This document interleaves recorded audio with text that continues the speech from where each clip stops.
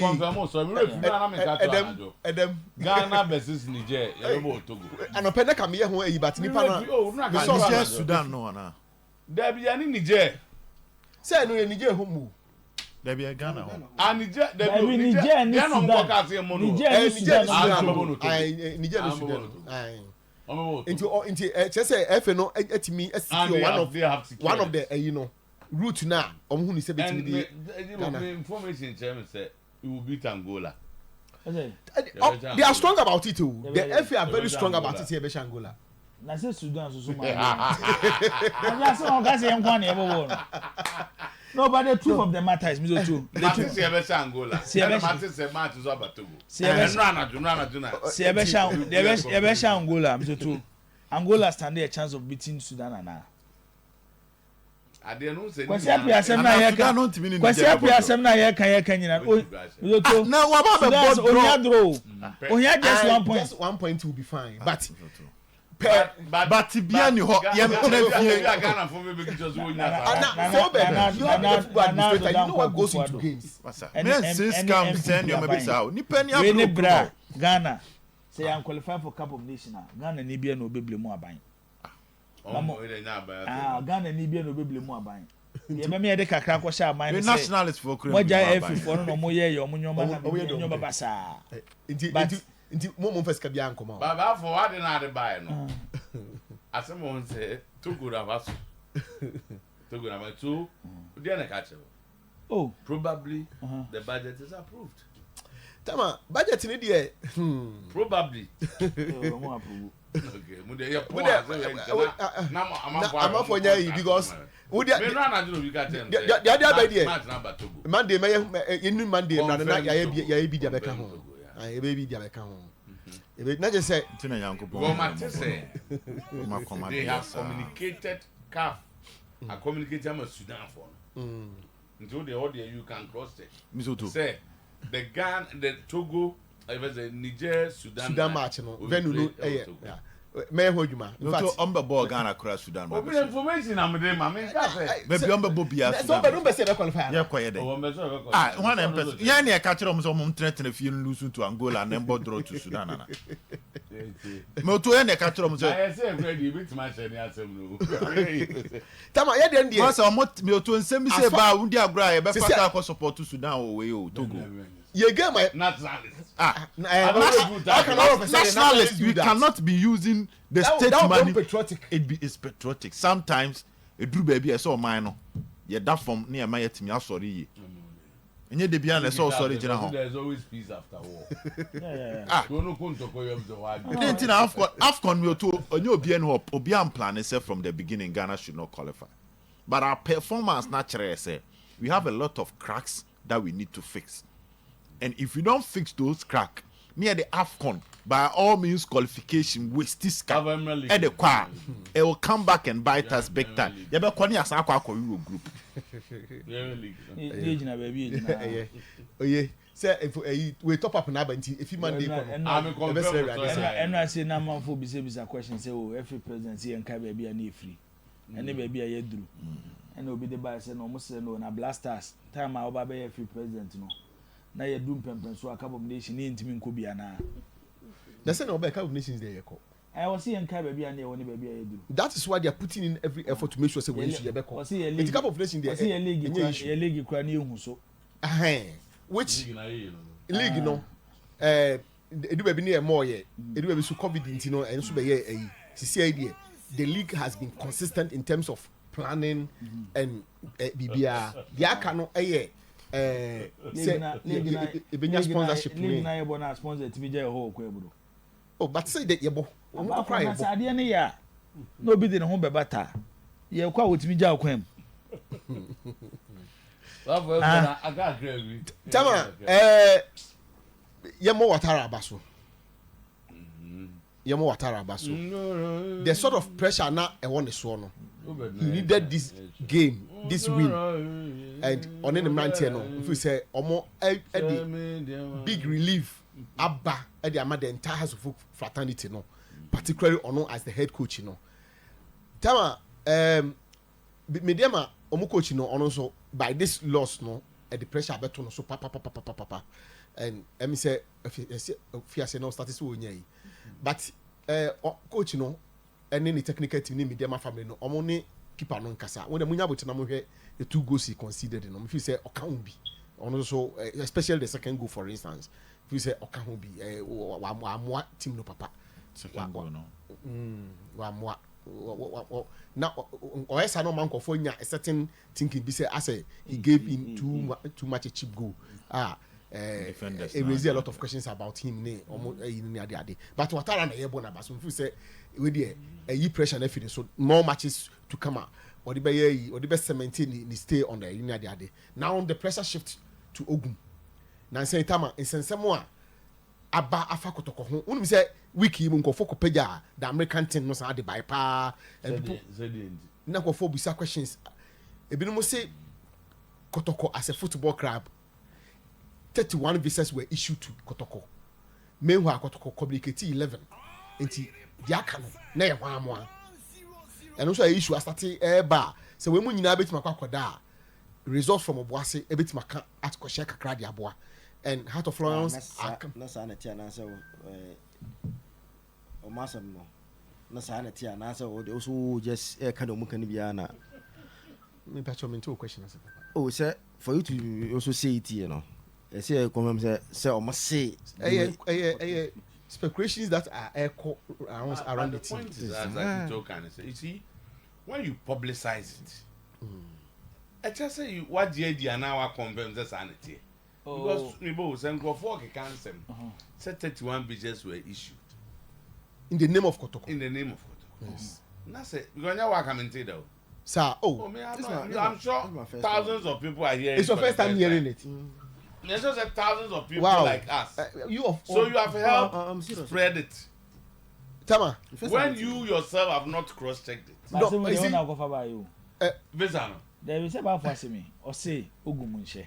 Na manfo kekansem ama na se kwa manfo static keka US nsem no it ono manfo se coach dey ono manfo nsem no report o me was a coach dey yes ye kekansem aso na enya visa what is to visa and ono another boy pen on the buy o say resource na ekosi ye no on say na the emphasis no was on Kotoko game on boy ya eno na akobie kwan it resource on the pitch no so when you mention the coach coach dey say visa dey Kenya na say the work club no or say Ogum or say he was specific say Ogum no wan sha and the man go for cancel no more before he cancel for Ogum no to me I was thinking say you coach asem no obeka there was no say and was visa team ni na the entire club but he mention Ogum our can send the on say because eno na man for static cancel there be what's Ogum no nsem Tama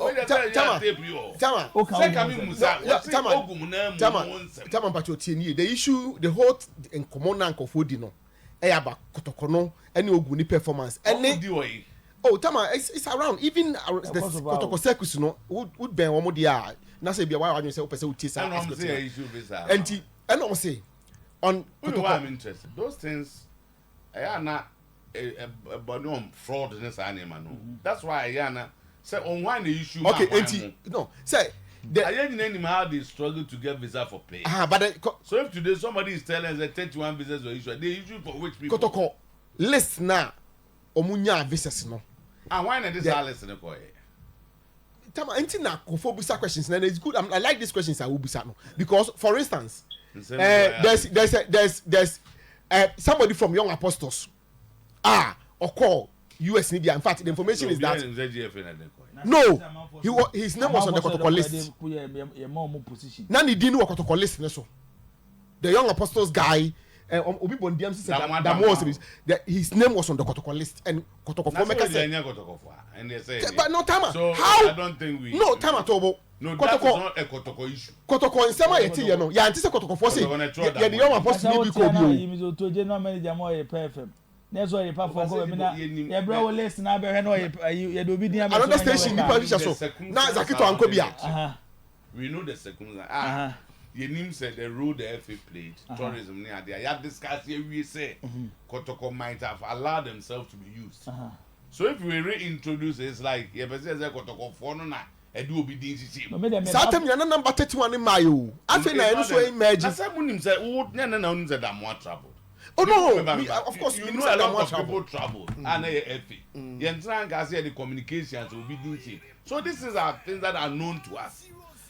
And yet Kotoko ye. So why would anybody discuss that and bring Kotoko's name? So people that will be some mistake. I say when the numbers keep going up, then it raises questions. But Harry, too, second discuss it that different. What happened? We have mentioned this name before, and we know say Nyakotoko the submitters are listening. I have discussed, I criticizing the FA and the tourism and everybody. So go focus a bit discussing we kokase.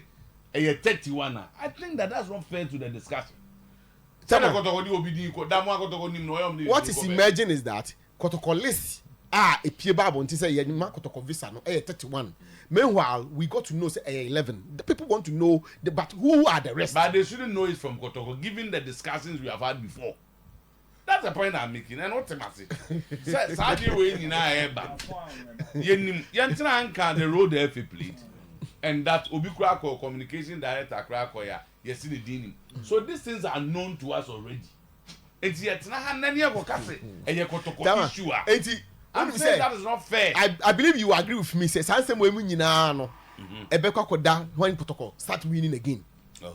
So but the point is that so will be charged a usual basis to do that. We agree that they never managed. I'm not sure you are the one who is suggesting say Ebia the air can baseless. I'm not sure say you are suggesting. Did I say that? I'm talking about now what's that discussion one gazo why be? Oba on gazo why? Osen go for neka. So I'm referring to the discussion. Oh, okay, Matuas here. Oba is one gazo why can be. Matuas. Osen go man go food. So I'm referring to so we say that we say say we dey must Matias here. Oh, tie. So na o kana say na o. Anya wa. I mean America. I say my course around Kotoko. But Asante say I've just cited ABCC. I did woman say ba for asem na o kana. Men fan say something in the system. Bad for so be neka. Tell me something in the system because I've cited ABR. So Mumbai evidence and revelations. People are giving even the number of visas that even players had. Till players had as to whether ni nyaba Kotoko Ambo Kotoko it should be investigated. The number of visas players had is the same. Yeah, because people are even mentioning, giving figure. Say visas are when in case players team. Name of players between 16 to 18.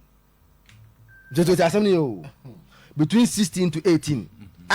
Omodie. Visa na issue more no. In the name of no players no more call. Players no more call. Any more visas no. I agree with you. But I'm saying that. I have because now you need say Sanema we mu enya Kotoko na ye. Ebisu a na obisu nim hu bibi. Say it can be so the can no kre. Ebisu a na obi Kotoko a on so ya aware because you see players there. Who say the money hu ne nkan cheche na kenye problem. But now for people to now say about 16 to 18 players and hu no. Players of which club? Kotoko. Energy visa. That is what according to the players here among visa. And no mama ko bobo. And there's a movie am cheche. Hey, when na sam no when the ball remo no. Ochina. And to Kotoko players. When the ball remo no. Entino. They are now saying say some hard visas that are Kotoko players. Hona sanaba no. One and they go. Entino na sam no no. Hona sam no no. Tama, opa we ready and be Monday. Eno aye nyina no na ye se ayi O de Ero Monday. Edema be sha has. Ero Monday. Ena kutu atara. To cool game. No to ade hu bibi wo ho na. Obi e kan se mo. So are you suggest that Ogum sold Kotoko slot or what? And was that chairman unless in K5 are Kotoko's problem. Meaning we are not so a chance on. Okay, and also another matter. We say more revision. No to say na we ho. Suppose you. Chekra. Kankani. Enra na we be do he kankani. Yes, so.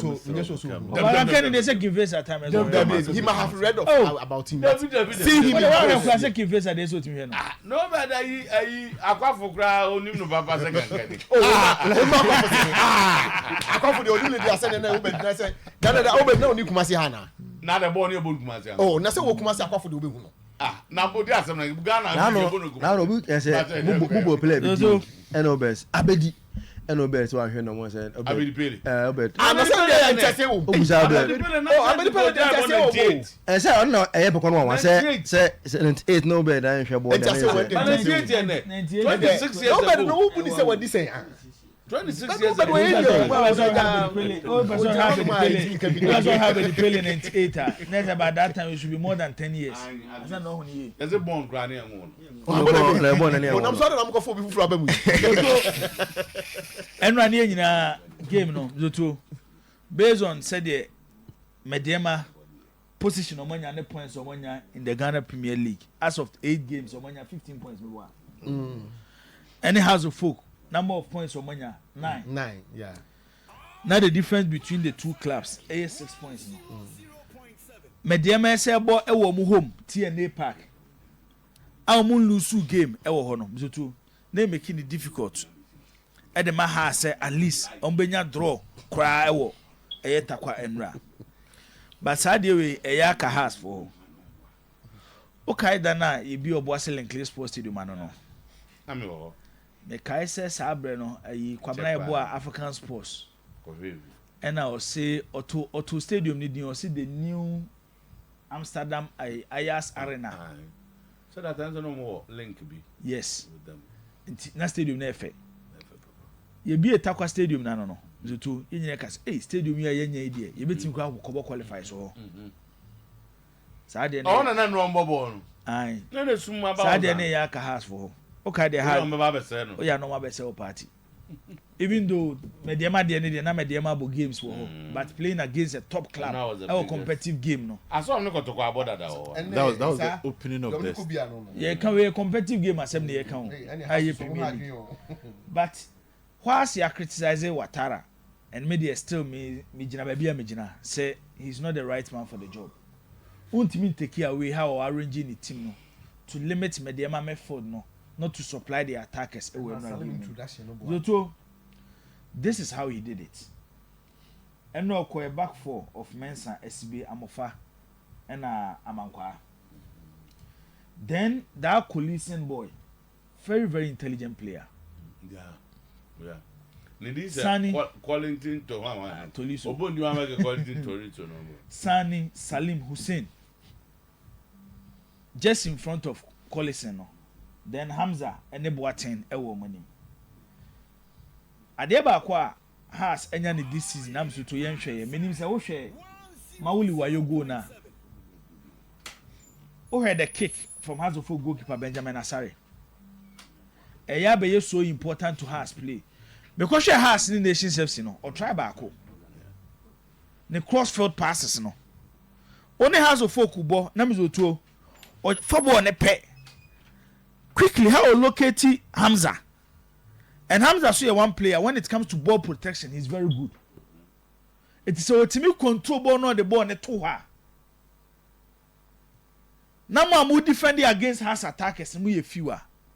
And many be dangerous. At the metima on a hasable. It's enra Zoto a confaso kick ball and minim Mediama defender Zoto. This type of defending the won't be that. 2 goals. O the yen sam kwachi ni ehwe se de musi ball Benjamin Asare ball Zoto. Na yen hwe how the defender defend. Yen hwe dem Zoto look what the defender right there. How? But ultimately taking the credit away also from Hazofo goalkeeper no on how kick ball no. Very good resource. Where your resource ni bia obetimi agina so they are building team confidence. It we are expecting Hazofo say in their next 2-3 games after beating Mediama Nuzutu, there should be signs. And your games na yakobo na yahye baako na de eche na yakwa lose no. Good result from Ouattara. We a game at the pressure beba form to prepare Hazofo into their next league game more ebebo. Asante Kotoko game mbebo no nyame yad mo china e wo Boasel and Clay Sports Stadium. against club a friend say Heart of Lions a game to watch. Bashir Ford a free bra free Kotoko team bia wakako coach bi one Kotoko akohia bia and game no me yeden so be lose so be win you or chere because ofu say e kon free Kotoko no when free so kwampa so e supporters ni soon the tiko ti da bia no person prove point supporters we dey my dey ba kwa sometimes to and ehu football okay Ogumbo 3 back against Samates and no share Samates maybe 1-0 obi ohwe again ni bi say this is Kotoko best performance of the season and Ogum sa de 3 back in ekọ anyina ase ekọ ball Baseke Holy Stars no ball 1-1 amount for start question 3 back in and also akọ ball 3 back against Legon Cities amfa and amount for say hey Ogum ja 3 back no na de ma on boy ana mizoto ehu ni say ukoya Kotoko ne Samates ukoya Kotoko ne Nsuatreman ukoya Kotoko ne Accra Lions a yebo game ni wie no player na yeso na Justice Blay on na supporters tutu sikama no yebo Kotoko ne Legon Cities match ni wie no omo say Justice Blay ko hu 3 back ne so enti yenyini mfrim because Justice Blay ne ko lusu ball ko fa Legon Cities for first goal ne buy no but no kwe wo mu ni say wash a Heart of Lions team no na me to who said the front 3 in city a anka we game ese Kotoko approach with 3 back ba obeko no sa omo striker bi e fe ne Benteke that's why come as a boy Benteke wa ango for video and omo Obin Junior and akwana no on for me but Fitimi Gomez I was say Mr. Gentimi and Obin Junior players we knew aye ball mudin these are players I'm to who defend against them because of how they Obin Junior on a good day is a good player yes especially Obo as a second striker but very dangerous I don't know recently they on start abed negotiate Zlatan so yes but Obo with a front 3 obi ti so Obin Junior even though Obo as a second striker but was starting like a winger no wa cut in Obo as a second striker then Benteke will be leading the attack etika on the front 3 no ka Kotoko beko 1v1 with a back 3 na free Kotoko wingers no make wing backs no said the be on betimi join the attack but when you are coaching such clubs any pressure about Ogum so no I'm not sure so Ogum be able to go with a 3 back be much na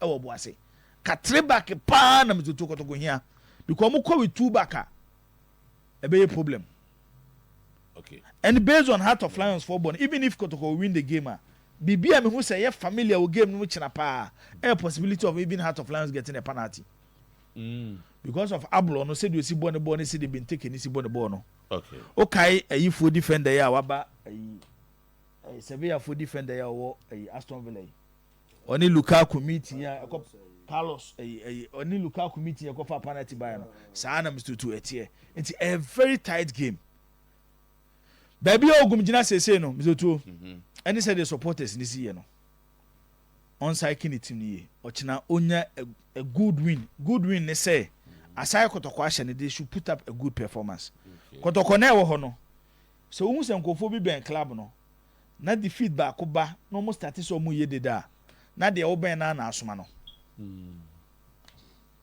mi to asa na me kan o tie ni ye matete wo kasa Ogum ekolusu to Legon Cities ena nkofo bi start o mo kasa o he san nkofo so mo ben Kotoko team ni sese pa se hu se san nkofo na ba bonten no mo start so mo ye dede ena coach ni because ankade na esi Kotoko abo 8 games Zoto omo lose just 1 game from the 8 games but look at how omo start omo attack Ogum Kotoko da second unlike last season at this stage na Kotoko ye relegation zone but Hediesi team or that second or lose just 1 game but ye man make amana ye te say there Ogum nya hwe and omo ye sa de no e ye omo be team no enu ti na so Ogum nya careful no obese nti wochina e wo Boase Lincoln Sports Stadium no Zoto se ka wo hwe teams mi no plans e Boase ya Boase oh okay wo hwe teams no form this season pa there any Heart of Lions away performance aka 1-1 and bad but Kotoko will need their supporters to push them said they be on the second goal to win 2-1 I will Basel and Christmas Stadium quick one then I let you I then dreams I said they do I said then oh now order first till order first league I was actually go home against dreams now on all no yama we then go say obewi here at 3.506 what you say and yama dreams 1.9 what you say and say dreams in question then go say what's dreams here then so many say dreams go question so my dreams down there be dreams na other league the two part say go as mum na obeshinti ye dey there be oh okay we should who say we no Gold Stars at the top of the league it is this guy dreams at the relegation zone dreams at 17 on the derby on the dance 18 it is obi on that top no go home and Gold Stars so 4 matches obo home we winning it ba for Sekoba say ya o ma mi na fi mo ma ti oyo beja yo Sekoba say ya e chese Gold Stars na go home kan na wi ama no kwai 1.115 over me favorite on be winning at all cost o go na mbo sama fi mo beja team no ba se Sekoma Gold Stars 3.50 nema Dream FC 1.90 e kire say omo she bet ni match ni they don't believe in Gold Stars okay in the so kire say dreams boy ni break no I just say in the system no something is going on like oh me that me now man what is going on is dreams they will be reducing the odds into by now I'm so obetwa current one that sending me alaji ojeje bet muze oh say where football where football yeah you share the adwuma where share the adwuma I say omo say 100,000 oh say Gold Stars lead Kotoko 3 points and then na media me lose aha inti and also can so I dey nwe na wo to mo bisa asem na mo dey abande me dey achi me to dey achi na me mente ase me my confuse me because also better be the achi won tiase time I dey achi na ze BBS go cancel Monday ebe Monday ebe bibi mo no ni ma say ni gwa say so say bibi te sa enti ma say so obi mo Kotoko na edini di anko no no anko bobi na team na ball na the ball na duru say mo na mo nya you say team di na eni obi o free say obi aboko Kotoko eja akra ko bo ase mo so mo san mo ti Monday ebe biem ase mo ye man da ye man da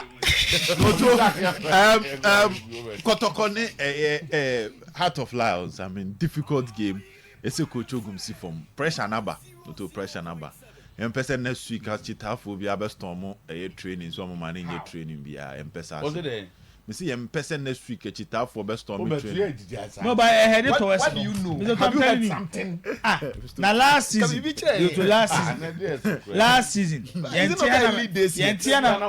yentia na mbeka kire wo say police for and they mo form ason to form ye na Kotoko match no mo born baba yara na me ko stadium tete no supporters be am just be prevent ogum some man in training but also mo jai side and ogum we lose match nya ko me say ya bompaye say we be ko fa ba Kotoko ndi aya na nya results no coach in Ghana bi na e bi mu no kro coach ni ha wo ba for ya na nya results no e ni ba bo hu say supporter panyin bi se mako free coach enfime it be feed ba ko ba na ko ba and they say me kramati say safu jam feed o see say on ogum kra don free ni bi wo dey wo but Kotoko must come to the party I mean not just I don't put pressure on one man who say me ha say me can me ball say no you coach ngwa na eche everybody must put his hand then go free on friend no and everybody is using say ogun echi on friend no me say say team ni ogum dia am some friend no on fa o friends on here dey then you be one friend na be na na ko ben ko obi o coach team dey be na no be fa ko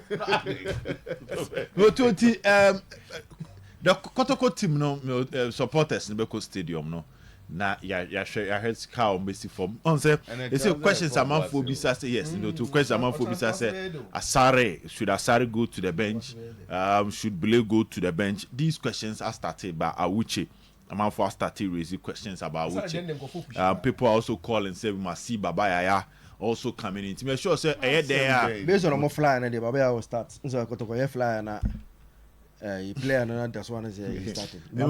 Yeah, share how and your but masam ni sansan ye be kono. Kwesi edu mi nuano. Do asem.